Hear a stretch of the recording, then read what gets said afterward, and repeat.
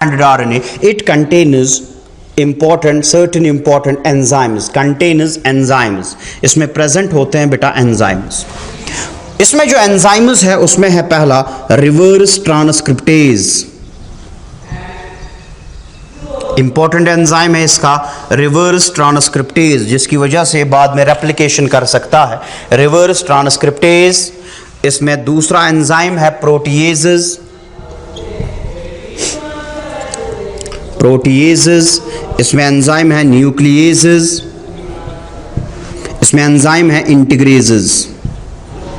सो बेटा इसमें चार मेन एंजाइम्स पाए जाते हैं. लेट इट बी समझाने के लिए. This is reverse transcriptase enzyme. Reverse transcriptase. ऐसे यहां पे लेंगे और एक late it be this is protease enzyme. ऐसे यहां पे लेंगे इंटीग्रेज एंजाइम. Integrase enzyme. ऐसे यहां पे लेंगे nuclease enzyme. Nuclease enzyme. So बेटा जो हमारा डीएनए होता है इसके पास अंदर दो कॉपीज है सिंगल स्ट्रैंडेड आरएनए की. इसमें इंपॉर्टेंट चार एंजाइम्स है reverse transcriptase, protease, nuclease and integrase. Next अब जो है दिस इज सराउंडेड बाय, इसके बाहर होता है एक प्रोटीन कैप्सिड. नजर रख लीजिए आप बेटा यहां पे प्रेजेंट है protein capsid.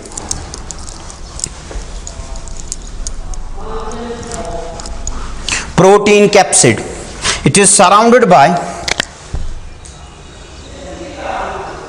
protein capsid, which is made up of, it contains 2000 copies of P24 viral protein. इसमें प्रोटीन होता है P24. This is protein capsid. So ये जो आरएनए के मॉलिक्यूल्स है इसको सराउंड कर रहा है यहां पे प्रोटीन कैप्सिड. इस प्रोटीन कैप्सिड के अंदर it contains 2000 copies of viral protein P24. इसमें प्रेजेंट है तकरीबन 2000 copies of viral protein P24. P24. सो इसमें प्रेजेंट है बेटा इस कैप्सिड में P24. Now this protein capsid it is surrounded by matrix. यहां पे बेटा it is surrounded by matrix. चलो इसको हम ऐसे बनाते हैं समझाने के लिए. इसके बाहर प्रेजेंट होता है matrix which maintains the integrity of the protein. ये स्ट्रक्चर मेंटेन करने के लिए जरूरी है डीएनए का. लेट इट बी यहां पे बेटा हम बनाएंगे the matrix.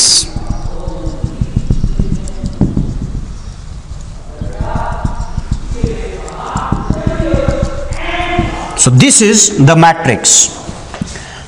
Now this matrix it contains A viral protein P17. उसमें था P24. इस प्रोटीन का नाम है viral protein P17. P17.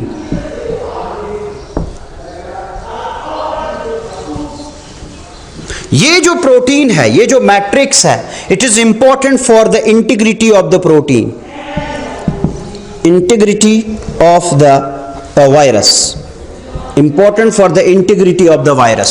Now this matrix is still surrounded by an envelope. That is why it is called enveloped protein. It is still surrounded by, the matrix is surrounded by an envelope. Matrix को surround कर रहा है बेटा एक envelope.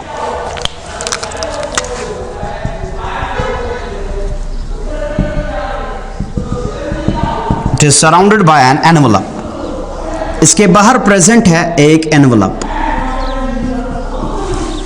जो envelope है इसकी वजह से बेटा इस HIV को हम कह सकते हैं it is a enveloped protein, it is a enveloped virus. Enveloped virus. Now जो ये एनवलप है बेटा it is made up of phospholipid bilayer. जैसे मेम्ब्रेन होती है वो दो फॉस्फोलिपिड्स की बनी होती है. This envelope is also made up of phospholipid bilayer. Phospholipid bilayer. मगर अब आपको ये पॉइंट याद रखना है, जो ये एनवलप है ये वायरस का अपना नहीं होता है, ये एक्चुअली होस्ट मेम्ब्रेन से डिराइव करता है। सो ये जो एनवलप है ऑफ, जो ही वायरस होस्ट के अंदर आ जाता है तो होस्ट की सेल्स को जो ही वो अटैक करता है तो इसके बाहर एक एनवलप आता है, और वो एनवलप जो है वो होस्ट सेल्स से लाता है। सो ये जो एनवलप है ये होस्ट सेल्स का होता है बेटा। होस्ट ऑर्गेनिज्म जिसके अंदर HIV एंटर करेगा उन सेल्स का ये एनवलप डिराइव करता है, उनसे डिराइव करता है। नाउ दिस एनवलप, नाउ जो एनवलप अब इस HIV के बाहर आ जाता है इसमें 2 टाइप्स के ग्लाइकोप्रोटीन्स हैं, इसमें 2 टाइप्स के ग्लाइकोप्रोटीन्स है। चलो उनको हम यहां पे दिखाने की कोशिश करेंगे सिंपल बनाने के लिए।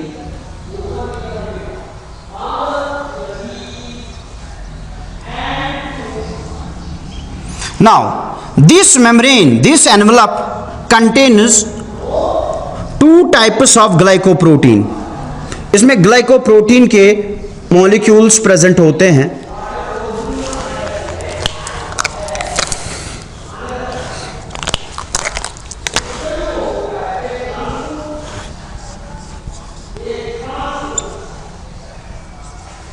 हाँ बेटा, ग्लाइकोप्रोटीन्स के मॉलिक्यूल्स यहां पे प्रेजेंट होते हैं। इन ग्लाइकोप्रोटीन जो यहां पे प्रेजेंट है ये 2 टाइप्स के हैं। For example this is GP glycoprotein 120 and this is GP41। ये 2 टाइप्स के ग्लाइकोप्रोटीन्स है जो एनवलप कंटेन करता है। सो इस एनवलप के अंदर जो ये आप एनवलप देख रहे हैं बेटा, इस एनवलप के अंदर 2 टाइप्स ऑफ प्रोटीन्स होते हैं, 2 ग्लाइकोप्रोटीन्स होते हैं। वो 2 ग्लाइकोप्रोटीन्स है GP41, GP120। Now these 2 glycoproteins help us to bind and attack the host cells. इन ग्लाइकोप्रोटीन्स की वजह से जो HIV है it binds and entering the host cells, यही इसको मदद करते हैं, binds and entering the host cells. So आपने याद क्या रखा बेटा, जो HIV है it is somewhat spherical virus, इसका नैनोमीटर, इसका जो डायमीटर है दैट इज 90 to 120 नैनोमीटर, और ये भी आप याद रख लीजिए it is 6 times smaller than RBC। अब देखो RBC कितनी छोटी है, उससे ये 60 टाइम्स स्मॉलर है। HIV is 60 times smaller than the size of RBC। RBC से ये 60 टाइम्स स्मॉलर है साइज में। अब इसका जो स्ट्रक्चर है वो कैसा है, इसमें 2 RNA के जो मॉलिक्यूल्स होते हैं, इसमें एंजाइम्स प्रेजेंट होते हैं जो इसका कोर बनाते हैं, जो अंदर है। नाउ दिस कोर, जो DNA का कोर, ये HIV का कोर है, it is surrounded by protein capsid. Protein capsid के बाहर प्रेजेंट है मैट्रिक्स, मैट्रिक्स के बाहर है प्रेजेंट एनवलप जो वो डिराइव करता है होस्ट सेल से। उसके ऊपर प्रेजेंट है 2 टाइप्स के ग्लाइकोप्रोटीन GP41, GP120, और उसी की वजह से बाइंड और एंटर कर सकता है होस्ट सेल्स में। आप नजर रख लीजिए, ये हमारा स्ट्रक्चर ऑफ HIV कंप्लीट हुआ। अब और एक चीज नजर रख लीजिए, यहाँ पे जो HIV है इसकी 2 फॉर्म्स देखी गई है, HIV1 एंड HIV2। इसकी 2 फॉर्म्स है बेटा, एक देखा गया है HIV1 और दूसरा हमारे पास HIV2। मोस्टली जो इन्फेक्टेड HIV है जो through out the world cause करता है एड्स, दैट इज HIV1। ये बहुत इन्फेक्टिव है, इन्फेक्टिव है and is the cause of majority of the AIDS जो दुनिया के अंदर होता है। जो HIV2 है इट इज रेस्ट्रिक्टेड, ये हर जगह पे प्रेजेंट नहीं है बेटा, इट इज लेस इन्फेक्टिव। ये लेस इन्फेक्टिव है एज क्यों, बिकॉज ये प्रेजेंट है only somewhat around western Africa.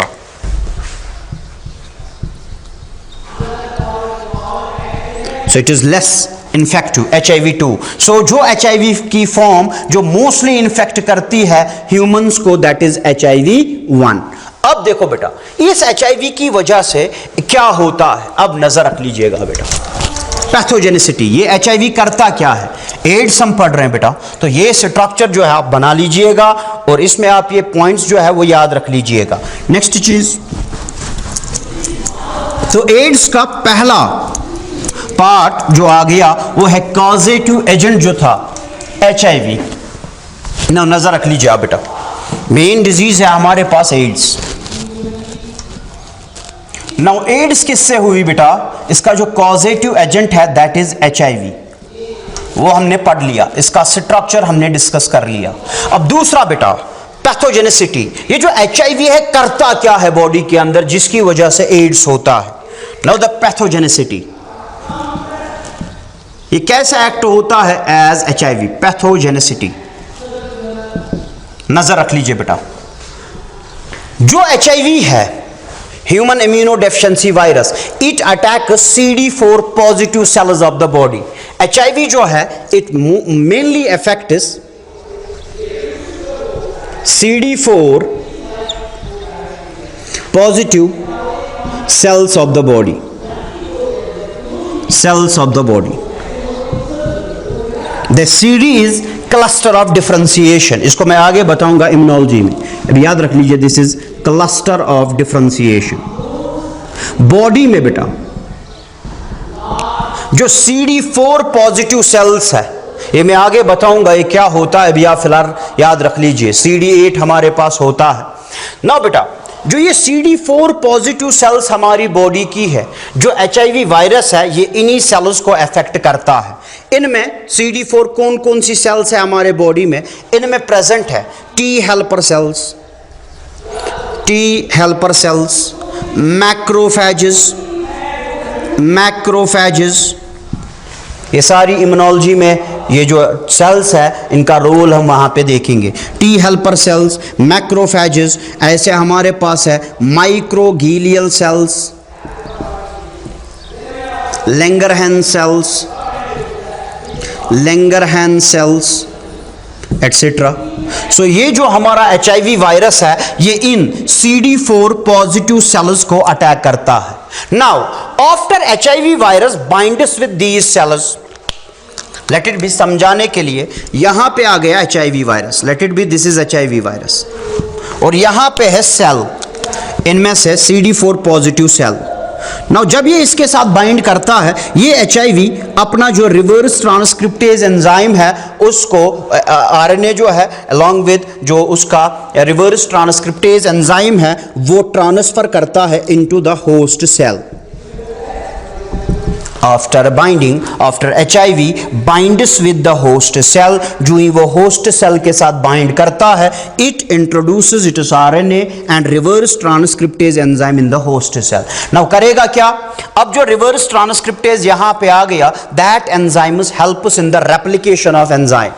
आप आगे जाके पढ़ेंगे रिवर्स ट्रांसक्रिप्शन इसमें होता है। तो यहां पे क्या होता है, जो HIV की फॉर्म, जो इसका जेनेटिक मटेरियल अंदर गया विद द हेल्प ऑफ जो एंजाइम अंदर गया रिवर्स ट्रांसक्रिप्टेज, और यहाँ पे RNA HIV का, अब क्या होगा, जो ये रिवर्स ट्रांसक्रिप्टेज है ये मदद करेगा to form multiple copies of the HIV virus. तो इस होस्ट सेल के अंदर मल्टीपल कॉपीज फॉर्म हो जाएंगी, मल्टीपल कॉपीज। नाउ जब मल्टीपल कॉपीज बनेंगी, नाउ ये यहां से बाहर निकलेंगी, डैमेज करेंगी सेल्स को एंड इन्फेक्ट्स न्यू सेल्स, और फिर ये न्यू सेल्स को इन्फेक्ट करेंगी। तो with in a short period of time बहुत सारी जो बॉडी की नॉर्मल सेल्स थी उनमें इन्फेक्शन हो जाएगा। तो बेटा हुआ क्या, HIV CD4 पॉजिटिव सेल्स को अटैक करता है, जो ही वो उनके साथ बाइंड करता है वो अपना जेनेटिक मटेरियल एंटर करवाता है along with enzyme reverse transcriptase. फिर इस HIV का जो जेनेटिक मटेरियल अंदर गया उसका रेप्लिकेशन होता है और वहाँ पे मल्टीपल कॉपीज इसकी फॉर्म हो जाती है।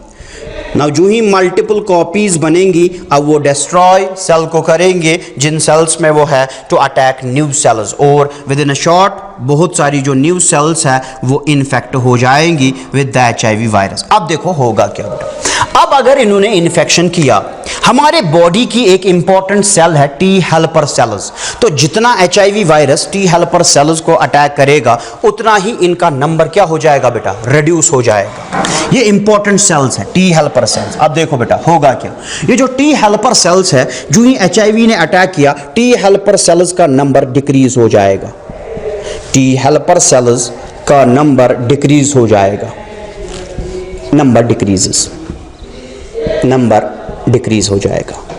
अब ये कहा गया है कि जिसको HIV फिर ये एड्स होगा उसके बॉडी में तकरीबन 200 टी हेल्पर सेल्स होती है पर क्यूबिक मिलीमीटर ऑफ ब्लड। ये इतना नंबर है जिसको क्या हुआ है, इन्फेक्शन हुआ है। Compared with 500 to 1500 T helper cells per cubic millimetre of blood of a healthy person. जो ये नंबर है बेटा 200 sales per cubic millimetre of blood, ये वो है जिसको इन्फेक्शन हुआ है। ना जो नॉर्मल पर्सन है, नॉर्मल पर्सन, उसके अंदर तकरीबन होना चाहिए 500 to 1500 cells T helper cells per cubic millimetre of blood. उसमें टी हेल्पर सेल्स का नंबर इतना होना चाहिए। तो आप देखो इसमें क्या हुआ, रिडक्शन हो रहा है टी हेल्पर सेल्स में। नाउ सर इससे क्या होगा, अब देखो होगा क्या, जब टी हेल्पर सेल्स का नंबर डिक्रीज हुआ, ये वो सेल्स है, ये हमारी बॉडी को इम्यूनिटी प्रोवाइड करती है। इम्यूनोलॉजी जो हमें इसके बाद पढ़ना है, इम्यूनोलॉजी उस टाइम पे मैं बताऊंगा। ये जो टी हेल्पर सेल्स है ये मदद करती है बी सेल्स को टू फॉर्म एंटीबॉडीज। ना बेटा अब होगा क्या, नजर रखना आप, सिंपल में बताने की कोशिश कर रहा हूं। अब जब टी हेल्पर सेल्स का नंबर कम हुआ, बी सेल्स को जरूरत पड़ती थी टी हेल्पर सेल्स की, ताकि वो क्या बनाए बेटा, एंटीबॉडीज, इनको एक्टिवेट करते थे। अब देखो होगा क्या, जब टी हेल्पर सेल्स का नंबर डिक्रीज हो गया, अब होगा क्या, एंटीबॉडीज का नंबर डिक्रीज हो जाएगा। नाउ जो नेचुरल एबिलिटी थी एक पर्सन की to fight against the HIV, वो करता, उसके खिलाफ एंटीबॉडीज तैयार करता वो। तो नाउ चूंकि एंटीबॉडीज का नंबर डिक्रीज हो गया, नाउ इसका क्या होगा, जो इसकी एबिलिटी है to fight with the infection वो डिक्रीज हो जाएगी, इसकी इम्यूनिटी डिक्रीज हो जाएगी, इम्यूनिटी डिक्रीज हो जाएगी to fight against the infection. Now बेटा अब होगा क्या, अगेंस्ट द इन्फेक्शन। सो इसकी इम्यूनिटी क्या हो जाती है, वीक हो जाती है, इम्यूनिटी इसकी वीक हो जाती है।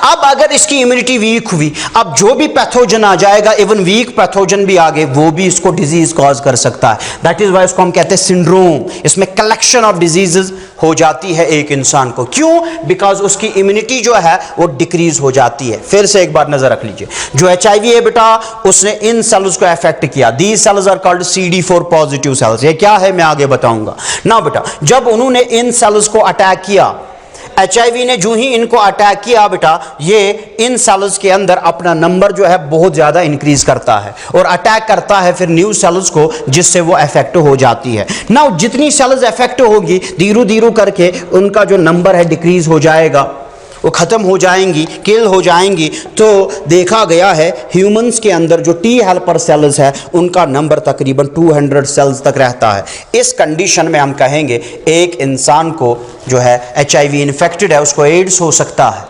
ठीक, और एक चीज, अब जो नॉर्मल पर्सन है उसमें इतना होना चाहिए। अब अगर रिडक्शन हो गया, इसकी इम्यूनिटी क्या हो जाएगी बेटा, बिकॉज इन सेल्स का काम था एंटीबॉडीज फॉर्मेशन में मदद करना। अब जब यही सेल्स कम है तो इंसान की इम्यूनिटी डिक्रीज हो जाती है, जिसकी वजह से उसकी जो नेचुरल एबिलिटी थी to fight against the infection वो डिक्रीज हो जाएगा।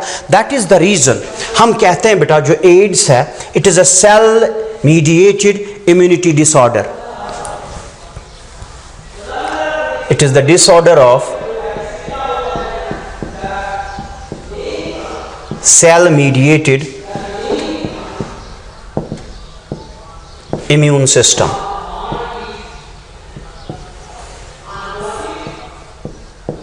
It is the disorder of cell mediated immune system. आगे मैं बताऊंगा, हमारे पास दो टाइप्स के इम्यूनिटी सिस्टम आ जाते हैं, एक है सेल मीडिएटेड, दूसरा antibody mediated. It is the cell mediated. क्यों? इसमें बिकॉज टी हेल्पर सेल्स जो है, ये मैं आगे बताऊंगा इनका रोल, ये कैसे इसमें मदद करती है, ये उसमें क्या इसका रोल है, वो हम आगे इसका डिटेल में फंक्शन देखेंगे। अभी आप फिलहाल याद रख लीजिए, क्योंकि इसमें T helper cells which are the main cells of immunity, इन्हीं का नंबर कम हुआ है तो हम कह सकते हैं AIDS is the disorder of cell mediated immune system. और एक चीज, ये जो एड्स है अब, इट्स अ पैंडेमिक डिजीज। आजकल आप सुनते हैं कोविड-19, हम कहते हैं it's a pandemic disease because ये throughout the geographical area, throughout the world लोगों को अफेक्ट करता है। So pandemic disease, it is a pandemic disease, AIDS is a pandemic disease. तो ये हमारे पास बेटा पैथोजेनेसिटी भी आ गई, ये हमारे पास बेटा इसका एड्स का स्ट्रक्चर भी आ गया। अब और एक चीज उसी के साथ हम कंक्लूड करेंगे आज का लेक्चर, दैट इज ट्रांसमिशन। और एक चीज यहां पे नजर रख लीजिए, चलो ट्रांसमिशन से पहले और एक दो चीजें। इंक्यूबेशन पीरियड, जो इसका इंक्यूबेशन पीरियड है बेटा वो बहुत ज्यादा है। दैट इज वाई एड्स बेटा बहुत बार जो है डायग्नोज ही नहीं हो पाता है। इसका जो इंक्यूबेशन पीरियड है, incubation period is few months to few years, even कुछ केसेस में 11 ईयर्स इसका इंक्यूबेशन पीरियड होता है। Few months to few years इसका इंक्यूबेशन पीरियड है। और बेटा ये भी आपको पता जहन में रखना है कि जिसको HIV होगा ये जरूरी नहीं है कि उसको फिर बाद में एड्स होगा। ओनली 10% पीपल आउट ऑफ 100, अगर 100 लोगों को HIV होगा, ओनली 10% जो है जिनको एड्स होगा। सो तब तक हमें पता ही नहीं चलेगा बेटा उसको अफेक्शन, इन्फेक्शन, बाकी सिम्टम, बाकी जो है उसकी बॉडी इफेक्ट होगी, मगर हमें पता ही नहीं चलेगा कि इसको एड्स है। ओनली 10% पीपल जो है जिनको HIV हो सकता है, जिनको HIV हुआ है, उनमें से ओनली 10% गेट्स एड्स। तो इसका जो इंक्यूबेशन पीरियड है वो बहुत ज्यादा है। ठीक, नंबर नेक्स्ट और एक टर्म इसमें याद रख लीजिए, विंडो पीरियड।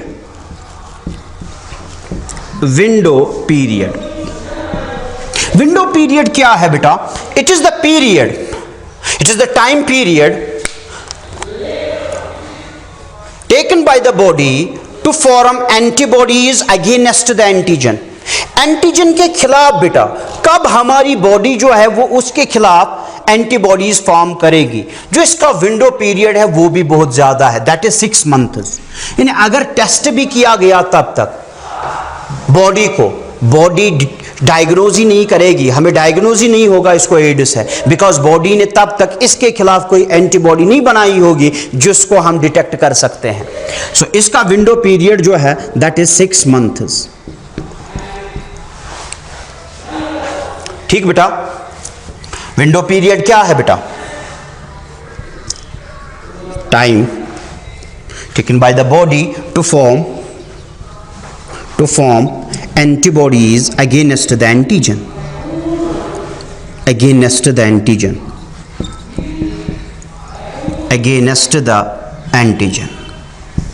सो इसका विंडो पीरियड भी है वो बहुत ज्यादा है। ठीक बेटा, सो यहां तक बेटा एड्स के रिलेटेड एक हमने बात की कि ये HIV से होता है, HIV क्या है, उसका स्ट्रक्चर भी हमने पढ़ा, वो कैसे पैथोजेनिसिटी कॉज करता है, वो क्या इफेक्ट बॉडी में करता है, इम्यूनिटी को वो कैसे वीक बनाता है, वो भी हमने पढ़ा। तो बेटा नेक्स्ट चीज़ जो है that is transmission of AIDS, बेटा उसको हम इंशाल्लाह नेक्स्ट लेक्चर में डिस्कस करेंगे। बेटा होप आपने इसको अंडरस्टैंड कर लिया होगा। कॉपीज़ बार बार मैं बोल रहा हूँ बेटा, कॉपीज़ आप अपनी जगह मेंटेन कर लीजिए, और जहाँ कहीं पे भी कुछ प्रॉब्लम हो वो आप पूछ सकते हैं। तो अपना जो कीमती वक्त है, जो आप घरों में बैठे हैं, ये आपके पास बहुत ज़्यादा जो है टाइम जो है वो बहुत ज़्यादा कीमती होता है, और आपके लिए और ज़्यादा है, बिकॉज ऐसे हालात है इंसान का जो जहन है बेटा वो भी पढ़ाई की तरफ नहीं जाता है। तो अपना आप थोड़ा जो वक्त है उसको आप निकाल लीजिए पढ़ाई के लिए। आप बाकी चीज़ें भी कर लीजिए, मगर पढ़ाई के लिए भी आपका एक स्पेसिफिक टाइम होना चाहिए। तो हो बेटा आप अपनी जगह पे, even not only the zoology, even botany, physics, chemistry जो लेक्चर्स आ रहे हैं आप उनको भी अच्छे से सुन रहे होंगे। तो बेटा नेक्स्ट लेक्चर तक बेटा आप स्टे होम, स्टे सेफ रहिए। अस्सलामु अलैकुम व रहमतुल्लाह।